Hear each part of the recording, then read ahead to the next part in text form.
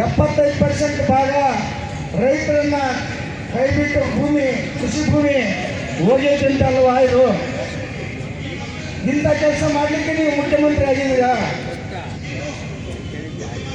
ಯಾಕೆ ಈ ಕೆಲಸ ಮಾಡ್ತಾ ಇದ್ದೀರಿ? ರೈತರನ್ನ ತಲೆ ಹೊಡೆದು ಬದುಕಬೇಕಂತ ಇದೆಯಾ ನಿಮಗೆ? ರೈತರಿಂದನೇ ಕಿತ್ಕೋಬೇಕಂತ ಇದೆಯಾ? ಅಂದ್ರೆ ಇದು ಏನು ನೋಡ್ರಿ, ರೈತರ ವಿಷಯದಲ್ಲಿ 12ನೇ ಶತಮಾನದಲ್ಲಿ ಸರ್ವಜ್ಞ ಮೂರ್ತಿ ರದ್ದು ಮಾಡ್ತೀವಿ ಎಂದು ಹೇಳಿದಂಥ ಮಾತನ್ನು ಅವರಿಗೆ ಎಚ್ಚರಿಕೆಯನ್ನು ಮಾಡಲಿಕ್ಕೆ ನಾವು ಸ್ವಾಧೀನ ಜೊತೆಗೆ ಏನು ನಮ್ಮ MSP ಇದೆ, ಮಿನಿಮಮ್ ಸಪೋರ್ಟ್ ಪ್ರೈಸ್, ಅದಕ್ಕೆ ದಿಕ್ಕಿಲ್ಲ ದೆಸೆ ಇದೆ. ಖರೀದಿ ಮಾಡ್ತೀವಿ ಕೇಂದ್ರಕ್ಕೆ ಪತ್ರ ಬರೆದಿದ್ದೀವಿ, ಇದರಲ್ಲೇ ಆ ಸೀಸನ್ ಮುಗ್ದೋಗ್ತೀವಿ.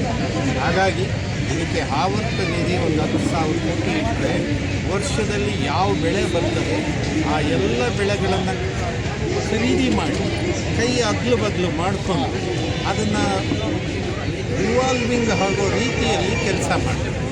ಅದಕ್ಕೆ ಸರ್ಕಾರ ಟೋಟಲ್ ರೈತರ ವಿಷಯದಲ್ಲಿ ಫೇಲ್ಯೂರ್. ಹಾಗಾಗಿ ಅವ್ರಿಗೆ ಎಚ್ಚರಿಕೆ ಸಂದೇಶ ಕೊಡೋಕ್ಕೆ ನಾವು ಇಲ್ಲೆಲ್ಲ ಸೇರಿದ್ವಿ. ಅನಿರ್ದಿಷ್ಟ ಕಾಲ ಧರಣ ಮುಂದುವರಿತೀವಿ.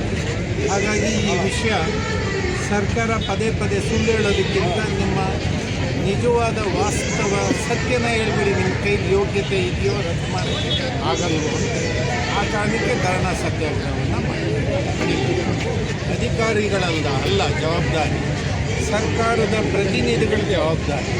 ಯಾರು ಸರ್ಕಾರದಲ್ಲಿ ಭಾಗಿದಾರರಿದ್ದಾರೆ, ಕ್ಯಾಬಿನೆಟ್ ರ್ಯಾಂಕ್ ಮಂತ್ರಿಗಳು ಅಥವಾ ಮುಖ್ಯಮಂತ್ರಿಗಳು ಉತ್ತರ ಹೇಳಬೇಕೆ ಬಿಟ್ಟರೆ ಅಧಿಕಾರಿಗಳು ಉತ್ತರ ಹೇಳುವ ಅವ್ರಿಗೆ ಅಧಿಕಾರ ಸರಿಗೆ ಆವರ್ತ ನಿಧಿ ಇಲ್ಲ, ಜೀರೋದಲ್ಲಿ ಇದೆ. ಅದಕ್ಕೆ ಹಿಂದಿನ ಸರ್ಕಾರದಲ್ಲಿ 2005ರಲ್ಲೂ ಯಡಿಯೂರಪ್ಪನಿಗೆ ಒತ್ತಾಯ ಮಾಡಿದ್ವಿ, 4,000 ಕೋಟಿ ಬಜೆಟಲ್ಲಿ ಅಲೋಕೇಟ್ ಮಾಡ್ತೀವಿ ಅಂತ ಮಾಡಿದ್ರು.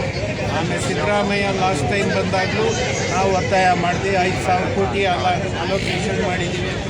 ಅಂದರೆ ಬರೀ ತೋರಿಕೆ ಮಾತುಗಳೇ ಆಗಿದ್ದಾವೆ ಹೊರತು ಇದರಿಂದ ರೈತರ ಕಷ್ಟಕ್ಕೆ ಪರಿಹಾರ ಆಗುವ ಮಾರ್ಗ ಯಾವುದೂ ಇಲ್ಲ.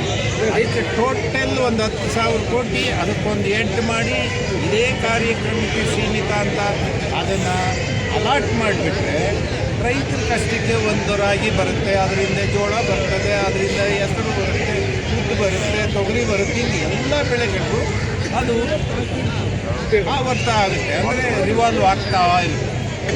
ದುಡ್ಡು ಬೇಕು, ಇವರು ಎಂಜಾಯ್ ಮಾಡೋದಕ್ಕೆ ಅಧಿಕಾರ ಇವ್ರಿಗೆ ಬೇಕಾಗಿದೆ, ಸೇವೆ ಮಾಡೋಕ್ಕೆ ಇವರು ಯಾರೂ ಬಂದಿಲ್ಲ.